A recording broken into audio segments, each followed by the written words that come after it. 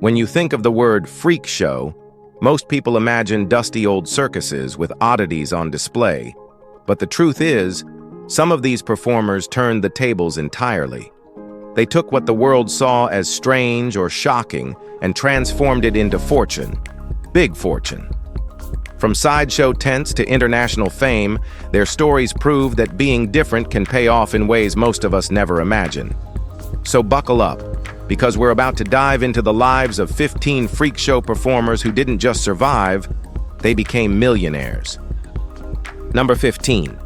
Eric Sprague. Born June 12, 1972 in Fort Campbell, Kentucky, Eric Sprague left behind a budding academic path. He held a Bachelor of Arts in Philosophy and even began a PhD to reinvent himself on the sideshow stage. His full-body green scale tattoos, bifurcated tongue, sharpened teeth, and subdermal implants turned his body into a spectacle. He performs fire-eating, sword-swallowing, and other extreme acts, tours globally, and leveraged his image into merchandise and media appearances. Over the years, his bookings, brand, and appearances in shows like Ripley's Believe It or Not gave him enough income and freedom to pay off debts and make the act a long-term living. His business model: high-visibility persona plus touring plus branded merchandise. He lives in Austin, Texas, with his wife Megan, owns multiple properties, and maintains a full-time performance calendar, proving that in the modern sideshow world, transformation can be a career. Number 14. Johnny Eck, the amazing half-boy. Johnny Eck was born on August 27, 1911, in Baltimore, Maryland, with a rare condition that left him without most of his lower body. Despite this, he became a dynamic performer known for acrobatics, contortion, and stage presence, touring sideshows and appearing in films such as the 1932 classic Freaks. Eck used his upper body strength and agility to perform daring feats, including balancing acts and theatrical stunts, making him one of the highest-earning sideshow stars of his era. He partnered with his brother to operate a small business later in life, managing income from appearances, photography, and memorabilia. Eck's career spanned decades, combining public performances with behind-the-scenes management to sustain a livelihood. He passed away in 1991, leaving behind a legacy of creative ingenuity and entrepreneurial skill in the sideshow circuit, demonstrating how performers could transform unique physical differences into consistent professional success. Number 13. Fedor Jevtichuk, Jojo the Dog-Faced Boy. In St. Petersburg, Russia, in 1868, Fedor Jevtichuk entered a world that would soon be fascinated by his unique appearance. Covered in thick body hair and with facial features resembling a canine, he became internationally known as Jojo the Dog-Faced Boy. Fedor toured Europe and later the United States, performing in theaters and circus tents, captivating audiences with his movement, stage presence, and ability to engage with spectators. His financial success was built through consistent bookings, strategic management by show organizers, and public appearances that leveraged curiosity into income. Over decades, he toured with multiple sideshows, signed autographs, and performed in highly visible venues, creating a steady flow of earnings that allowed him to retire comfortably. Passing away in 1904, Fedor left a record of one of the more commercially successful acts of his era, demonstrating how performers with extraordinary physical traits could capitalize on audience fascination to achieve financial stability. Number 12. Josephine Myrtle Corbin, the Four-Legged Woman. A rare congenital condition made Josephine Myrtle Corbin a medical curiosity, born in 1868 in Lincoln County, Tennessee. She possessed 4 fully formed legs, a feature that brought her into the public eye and onto the stages of traveling shows and dime museums. Corbin's performances highlighted her mobility and coordination, performing dance routines and walking demonstrations that fascinated audiences. Touring extensively across the United States, she earned significant wages by combining spectacle with professionalism, managing her appearances to maximize income. Her contracts included steady touring schedules and she participated in lectures and exhibitions alongside her show performances, creating multiple revenue streams. Over decades, her act became a reliable source of financial stability, allowing her to live comfortably compared with many contemporaries. Josephine Myrtle Corbin passed away in 1928, leaving behind a history of turning a rare physical difference into sustained earnings through strategic engagement with the sideshow industry. Number 11. Wino and Plutano, Wild Men of Borneo. Crowds at Victorian-era sideshows paused in fascination whenever Wino and Plutano took the stage, billed as the Wild Men of Borneo. Born in the 1820s in the Indonesian archipelago, the brothers were small in stature but immense in stage presence. Touring Europe and North America, they became central attractions in circuses and dime museums, performing feats of strength, theatrical skits, and interacting with audiences to heighten curiosity. Managers organized long tours and carefully negotiated appearances, ensuring their earnings were substantial relative to other performers of the period. Wino and Plutano also capitalized on merchandising opportunities, selling printed portraits and autographed photos to spectators. Decades of performing under prominent circus banners created a steady and lucrative income stream.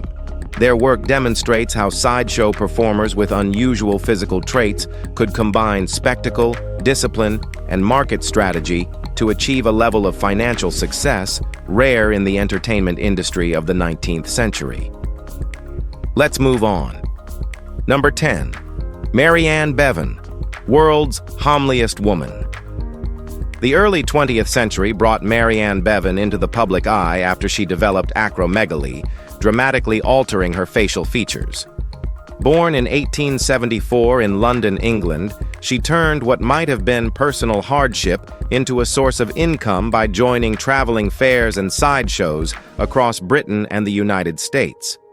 Bevan's act focused on interacting with audiences, posing for photographs, and participating in exhibitions that drew large crowds, which translated into consistent earnings. She leveraged contracts, stage management, and touring schedules to maintain steady work, often performing alongside other notable attractions. The combination of physical uniqueness and disciplined performance enabled her to generate a financial footing uncommon for women of her era. Bevan also participated in commercial promotions and charity events, expanding her income streams. Her career illustrates the business strategy of sideshow performers, transforming rare physical conditions into sustainable economic opportunities through careful presentation and touring management. Number 9. CeeLo the Seal Boy. Performers and audiences alike were captivated whenever CeeLo took the sideshow stage. Born November 24, 1901, in Pittsburgh, Pennsylvania. With Folkamelia, leaving his limbs unusually short, he became known as the Seal Boy, a highlight of American freak shows and Coney Island attractions. His act blended agility, audience interaction, and theatrical stunts like sawing boards and posing for photographs, turning physical difference into a marketable performance. CeeLo's income was generated through decades of touring with multiple circuses, strategic headline appearances, and merchandising opportunities such as autographed photos. By managing contracts and appearances, he ensured consistent earnings uncommon among performers with similar conditions. His presence in freak shows illustrates the economic engine behind sideshow fame, combining a unique physical trait with disciplined performance and savvy touring. CeeLo continued performing well into midlife, maintaining relevance in the evolving sideshow landscape while generating a steady stream of revenue. Number 8. Jeannie Tomaini, the Half-Girl. On a stormy December day in 1892 in New Jersey, Jeannie Tomaini was born with a rare physical condition that left her without legs below the hip. She became a prominent figure in American freak shows, touring extensively with her husband, Al Tomaini, who was billed as a giant. Together, they performed in sideshows and circuses, drawing audiences fascinated by their extraordinary physical contrasts.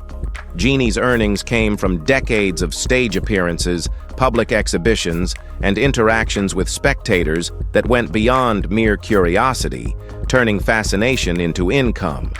She and Al later invested in a resort and lodging in Gibsonton, Florida, a hub for sideshow performers, which diversified their revenue streams and extended their financial success beyond performance alone.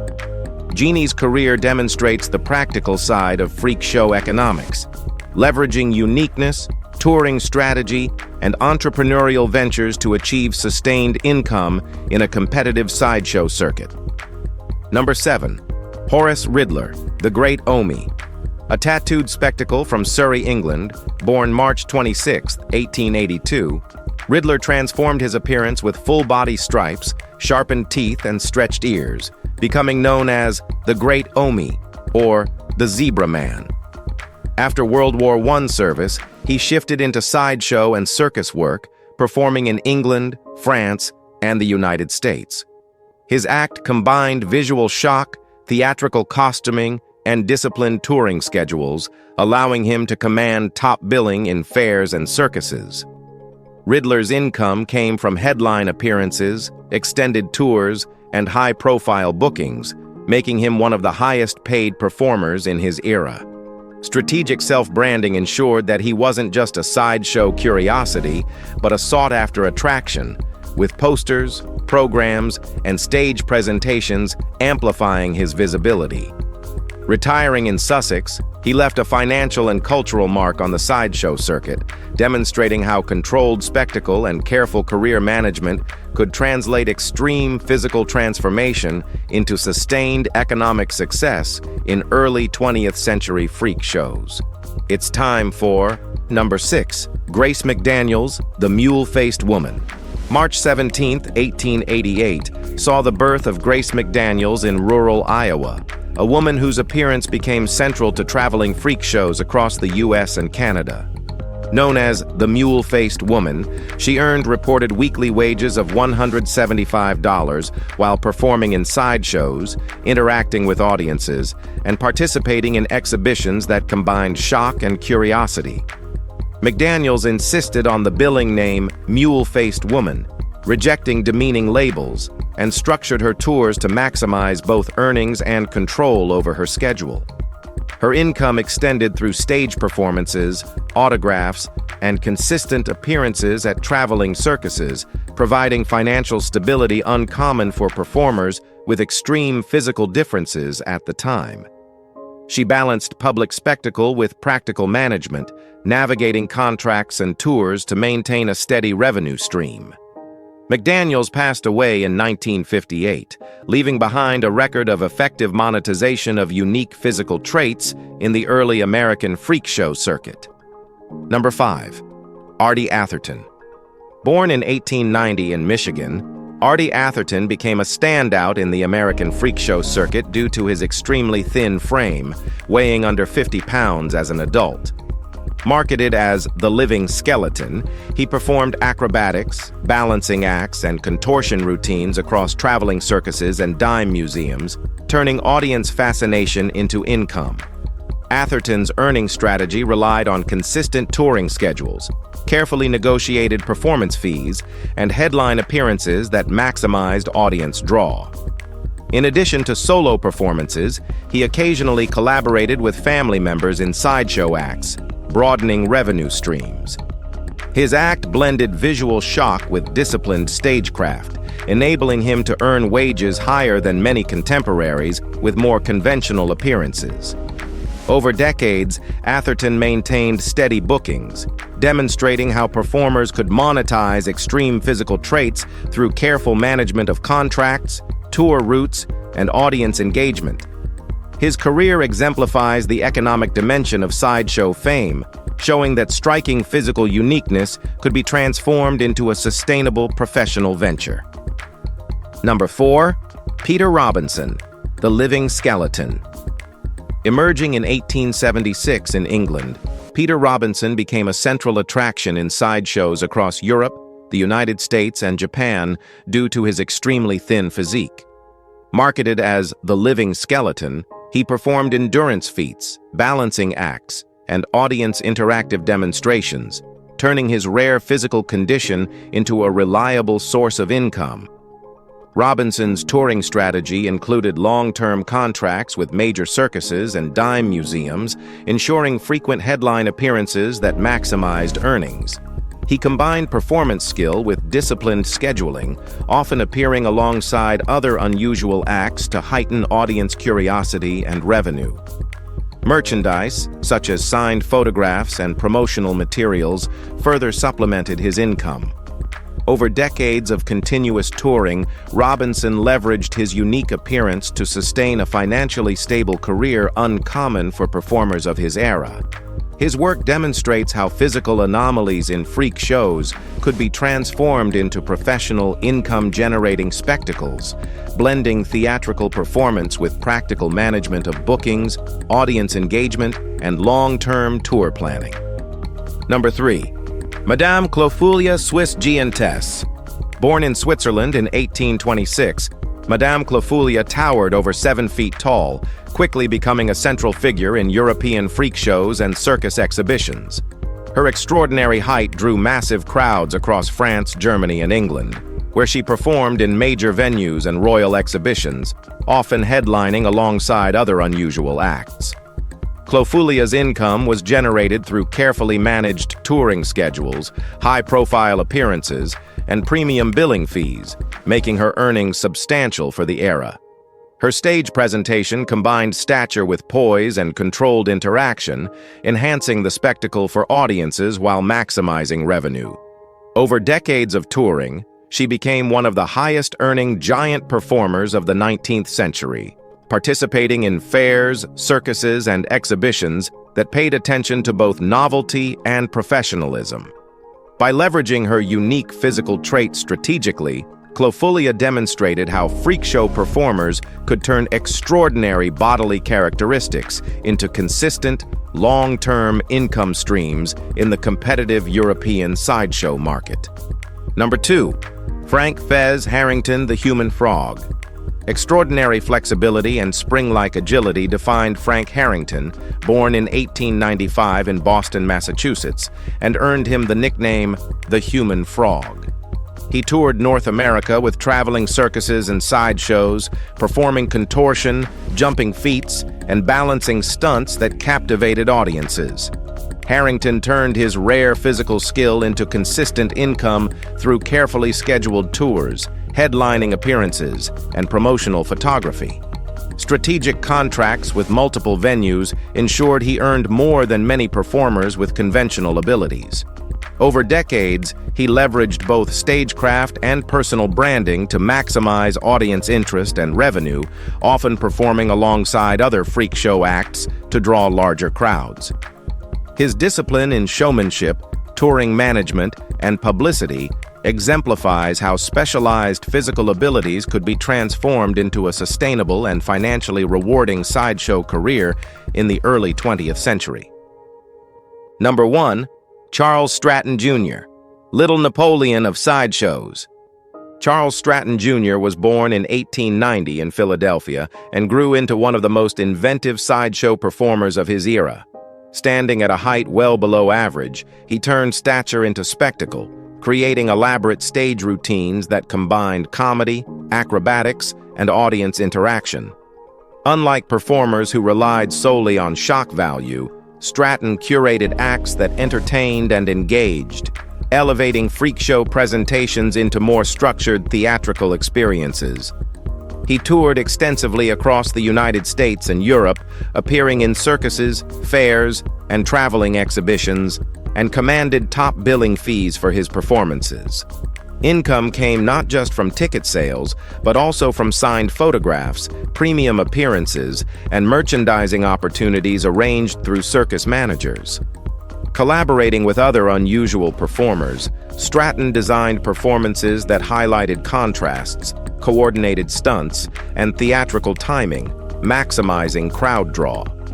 Over decades, disciplined scheduling, strategic touring, and careful branding enabled him to earn a sustainable income, proving that physical uniqueness could be leveraged professionally into long-term financial stability within the competitive freak show industry.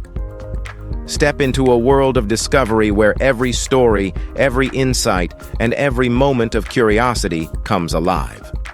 By subscribing, you become part of a journey that turns ideas into experiences worth sharing, supporting the creativity that fuels this space. Your presence matters, and your encouragement drives every effort to craft content that excites, informs, and entertains. Thank you for taking the time to be here, for valuing the work poured into each creation, and for helping this community grow. Subscribe today to stay connected, join the adventure, and witness moments that inspire, captivate, and leave a lasting impression.